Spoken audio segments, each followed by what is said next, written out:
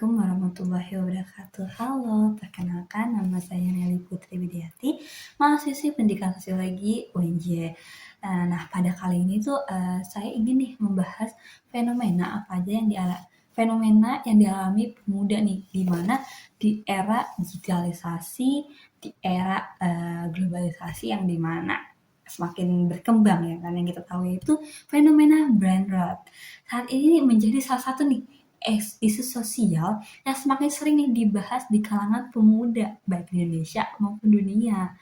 Nah, istilah brain rot ini sendiri digunakan untuk nih menggambarkan kondisi menurunnya kemampuan berpikir, fokus dan juga daya konsentrasi hingga kesehatan mental akibat terlalu banyak mengonsumsi konten-konten digital secara terus-menerus, di mana kan banyak banget ya kan medsos-medsos yang muncul di era digital ini ya kan. Nah, fenomena itu muncul seiring perkembangan teknologi dan juga media sosial yang semakin mendominasi kehidupan sehari-hari si generasi muda ini. Nah, saat ini nih, banyak pemuda itu menghabiskan waktu berjam-jam untuk scrolling TikTok, Instagram Reels, YouTube Short, atau media digital lainnya tanpa mereka sadari loh guys. Nah, konten yang cepat, singkat, dan terus-menerus berganti membuat otak terbiasa menerima stimulus instan, ya kan? Sehingga kemampuan untuk berpikir mendalam, kritis, dan juga fokus dalam waktu lama tuh perlahan-lahan menurun. Jadi tuh pemuda itu sekarang tuh maunya yang cepet, instan. Nah, jarang nih kita lihat pemuda yang nyari informasi tuh membaca, terus habis itu baca jurnal, baca buku, ya kan? Mereka maunya nyari video yang instan, cepet, dapet titik tengahnya yang mereka cari gitu loh. Nah, di era digital modern ini, media sosial tidak lagi hanya menjadi alat komunikasi, tetapi telah berubah nih menjadi bagian dari gaya hidup sehari-hari dan ruang sosial utama nih bagi pemuda-pemuda. Nah, banyak anak muda tuh mencari hiburan, informasi, validasi sosial, bahkan pelarian dari tekanan hidup melalui dunia digitalnya loh guys. Namun di balik kemudahan tersebut muncul nih dampak sosial dan dampak psikologis yang cukup serius loh. Banyak pemuda tuh mulai mengalami kecanduan gawai, sulit fokus saat belajar, mudah terdistraksi, cepat bosan, mengalami kelelahan mental, hingga kesulitan berkonsentrasi secara langsung. Nah, kondisi inilah yang kemudian dikenal sebagai fenomena brain rot, ya kan.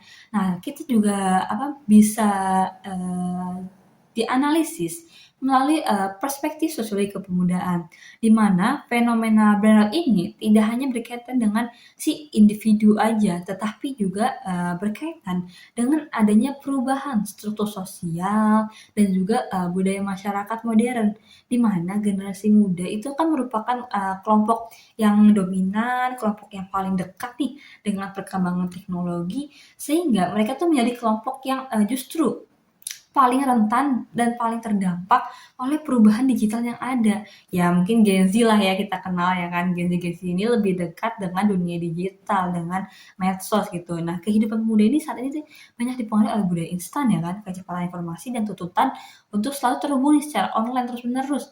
Akibatnya, pola interaksi sosial, cara belajar, hingga pola berpikir generasi muda ini mengalami perubahan yang sangat besar dibanding generasi sebelumnya, seperti generasi milenial, baby boomers, dan ya kan. Karena kita lihat sendiri juga justru para pemuda-pemuda ini sibuk dengan gadgetnya, malah saat interaksi ketemu langsung malah sibuk dengan gadget, medsos masing-masing ya kan.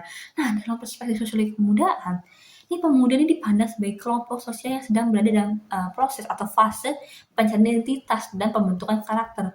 Nah, pada masa inilah pemuda sangat mudah dipengaruhi oleh lingkungan sosial, tren, dan media yang mereka konsumsi setiap hari gitu. Nah, media sosial ini yang akhirnya menjadi agen sosialisasi yang baru, yang sangat kuat, bahkan dalam beberapa kondisi itu menggantikan peran keluarga, sekolah, maupun lingkungan sekitar ya kan. Konten digital itu tuh membentuk cara pemuda berpikir, berbicara, berinteraksi, bahkan menentukan standar kehidupan mereka gitu. Seperti apa sih kehidupan yang mereka inginkan, harus bagaimana. Nah, itu tuh justru medsos itu mengubah standar kehidupan mereka kadang-kadang gitu, ya kan? Dimana Fenomena burnout ini juga dapat dijelaskan melalui teori kapitalisme digital. Dalam sistem media sosial modern, perhatian manusia itu telah berubah menjadi komoditas ekonomi loh guys, di mana platform digital seperti TikTok, Instagram, dan YouTube itu dirancang itu menggunakan algoritma yang membuat tuh para pengguna terus bertahan selama mungkin nih di aplikasi. Makanya kita juga mengalami mungkin ya, senang banget nih di aplikasi tuh berjam-jam, ya kan scroll terus. Nah, itu semakin lama seseorang scrolling dan menonton konten, itu semakin besar justru keuntungan yang diperoleh perusahaan melalui iklan dan juga data pengguna.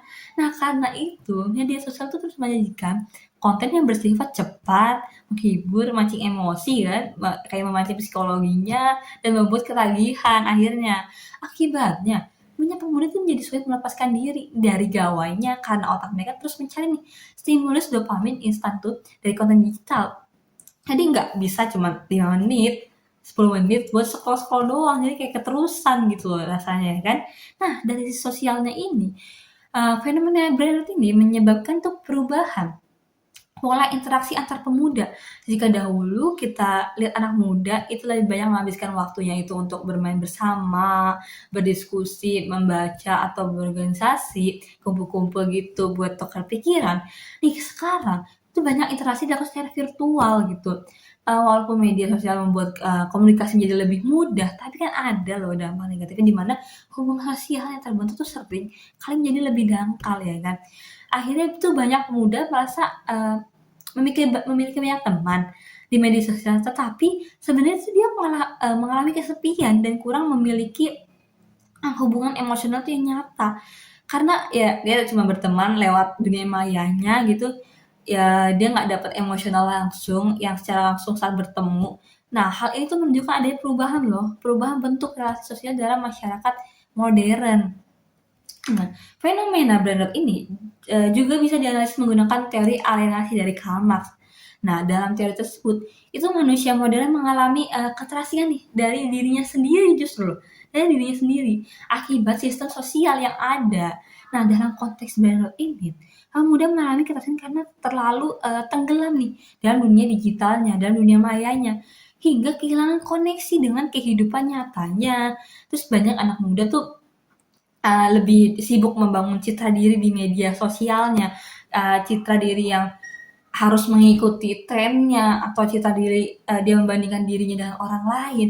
Nah, itu terus mereka membandingkan hidupnya terus dengan orang lain di internet sehingga muncul rasa tidak percaya diri dalam diri pemuda, sehingga ini overthinking dan juga kelelahan mental sendiri, ya kan. Kalau kita di media sosial itu juga banyak nemuinnya kayak gaya hidup tuh harus seperti ini, seperti itu.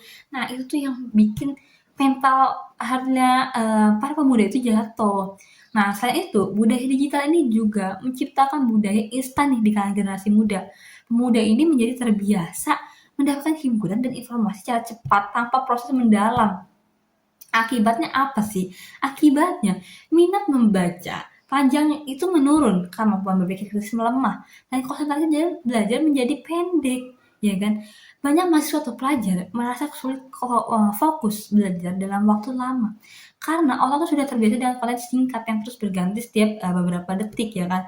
Yang ya mungkin kalau baca nyari suatu informasi harus baca buku itu biasanya beberapa menit gitu ya kan. Tapi kalau di TikTok dalam waktu 30 detik udah dapet titiknya. Itu jadi kritisnya itu hilang gitu, menurun.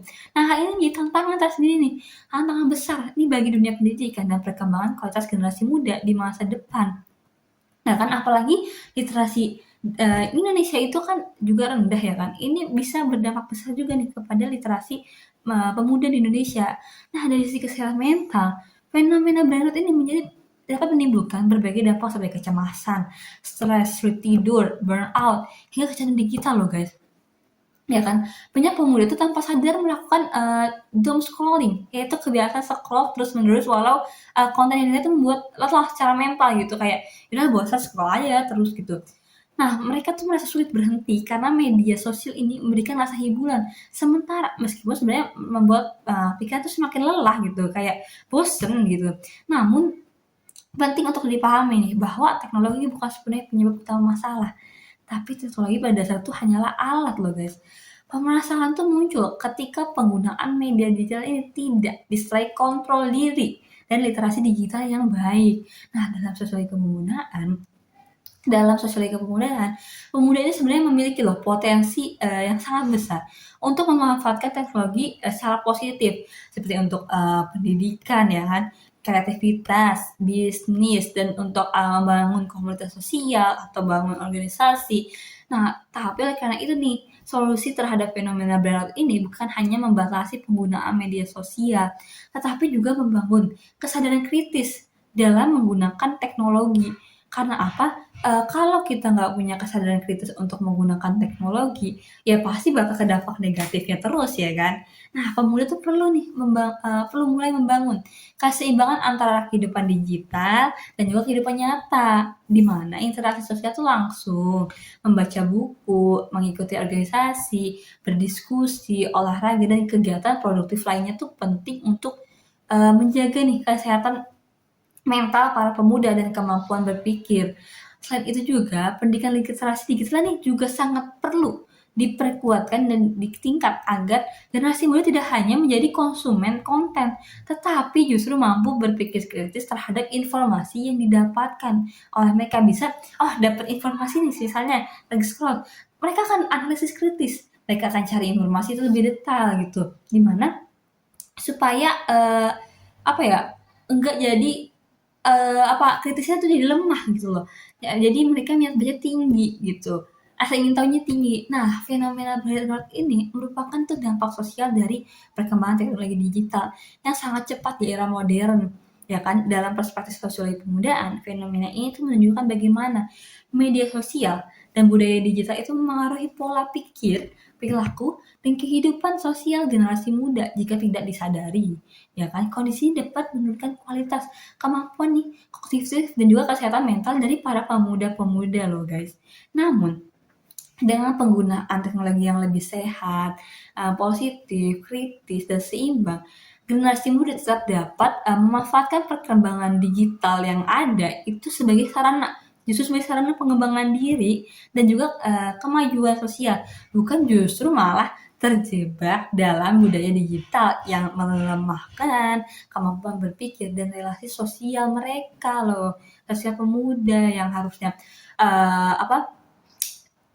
perkembangan digital ini sangat menguntungkan, yang bisa jadi ladang bisnis, ladang cuan, ladang informasi, ya kan, ada mencari pengetahuan lebih dalam.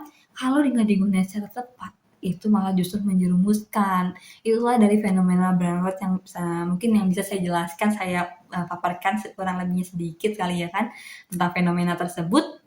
Dan mungkin kita sebagai pemuda ini lebih aware terhadap sekitar, lebih aware terhadap diri sendiri terutama ya kan. Kita tuh kalau udah menggunakan gadget atau HP tuh ada batas waktunya. Terus habis itu kalau kita nongkrong atau keluar bersama teman-teman tuh ya udah komunikasi secara langsung gitu. Jangan malah nongkrong pesan makan sibuk dengan gadgetnya masing-masing. Itu bukan justru itu bukan melakukan sosialisasi, bukan bersosial, tapi itu justru malah tetap sibuk dengan dunia mayanya gitu. Mungkin itu aja bisa saya sampaikan, mohon dari salah kata, kekurangan atau kesalahan penyampaian. Terima kasih. Assalamualaikum, bye bye.